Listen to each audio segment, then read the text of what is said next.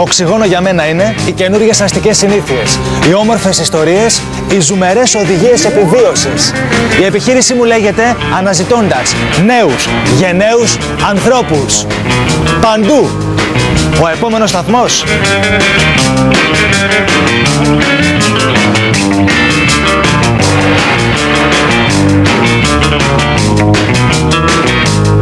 Φρέσκος αέρας έρχεται από το Βόλο.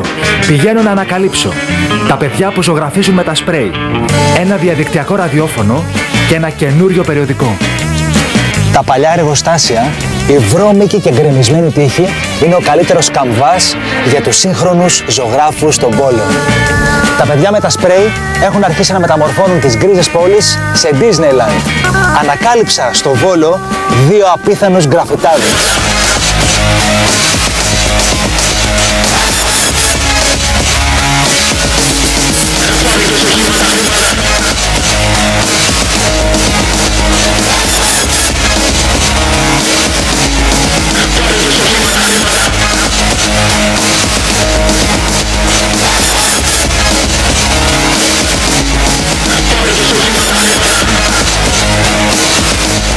Αν έχω διαβάσει σωστά το γραφίτι αυτό, τότε ολόκληρος ο κόσμος νομίζω χρειάζεται περισσότερο οξυγόνο.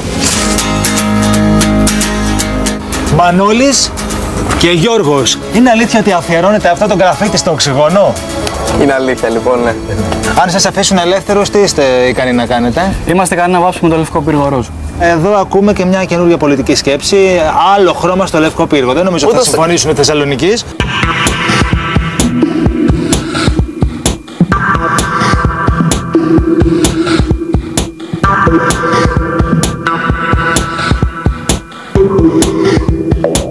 Πόσο ελεύθεροι αισθάνονται ο Μανώλης και ο Γιώργος να δημιουργήσουν αυτό που έχουν μέσα στο κεφάλι τους? Παντάει πρώτα ο Μανώλης. Απόλυτα ελεύθερος, ειδικά σε αυτό το σημείο το οποίο το έχουμε εντοπίσει εδώ και 6 χρόνια. Ερχόμαστε το βάφουμε σε εβδομαδιαία σχεδόν βάση και δεν μας ενοχλεί κανείς. Ίσα ίσα το αντίθετο, όλοι μας ενθαρρύνουν. Έχουμε γνωρίσει τα παιδιά της γειτονιάς, τους παππούδες οι οποίοι κάθονται μαζί μας και τα λένε. Και εγώ προσωπικά απολαμβάνω να βλέπω τους τσιγκάνους από τη διπλανή συνοικία να έρχονται και να προσπαθούν να διαβάσουν αυτό που κάνουμε, να το αναγνώσουν και να δουν τέχνη ενώ δεν τους παρέχεται με κάποιο άλλο είδους τρόπο. Και σε ποια γειτονιά βρισκόμαστε, Γιώργος?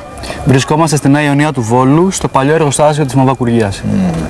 Εδώ είναι κατά κάποιο τρόπο δικό σας καμβάς από ό,τι έχω καταλάβει, γιατί δημιουργείτε. Είναι μια ανοιχτή πέθρια γκαλερί την οποία δουλεύουμε εδώ και 6 χρόνια. Άρα, για να έχουμε ένα πρώτο μικρό συμπέρασμα, οι γκραφιτάδες ένα πράγμα έχουν στο μυαλό τους. Να μεταμορφώσουν τις άσχημες, γκρίζες, βαρετές πόλεις σε αίθουσες τέχνης.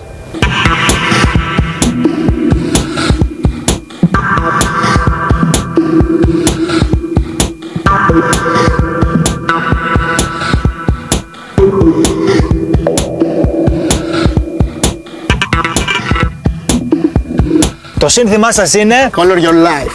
Color your life, δηλαδή βάψε τη ζωή σου. Και για να δώσουμε μερικές χρήσιμες εξηγήσεις, βάψε τη ζωή σου. Ένα φεστιβάλ που οργάνωσαν τα παιδιά μέσα στο καλοκαίρι. Έγινε στα καλά νερά και ήρθε κόσμος από όλη την Ευρώπη, από Τουρκία, Αγγλία, Ελβετία, Σουηδία, μπλα μπλα μπλα μπλα, μέχρι Κανάρια νησιά.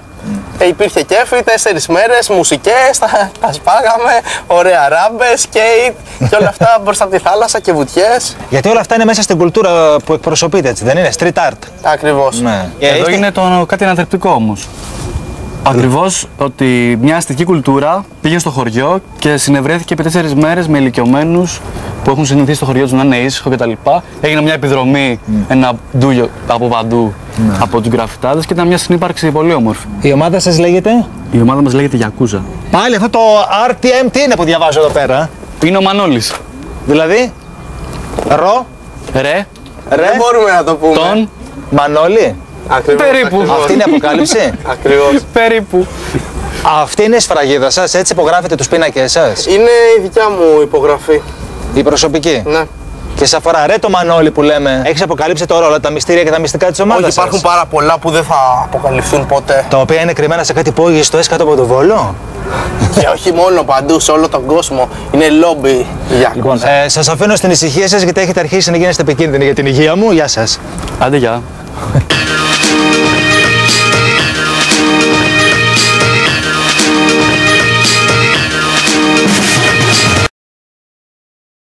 προσπαθεί αυτή η νέα γενιά να δώσουν τη δικιά τους πινελιά, το δικό τους χρώμα, είτε με τα skateboard στις πλατείες, είτε με το γραφίτι στους τοίχους, είτε με το γραφίτι στους τοίχους, είτε με τα skateboard στις πλατείες, είτε με το γραφίτι στους τοίχους, είτε με τα skateboard στις πλατείες, είτε με το γραφίτι στους τοίχους, είτε με τα skateboard στις πλατείες, είτε με το γραφίτι στους τοίχους, είτε με τα skateboard στις πλατείες.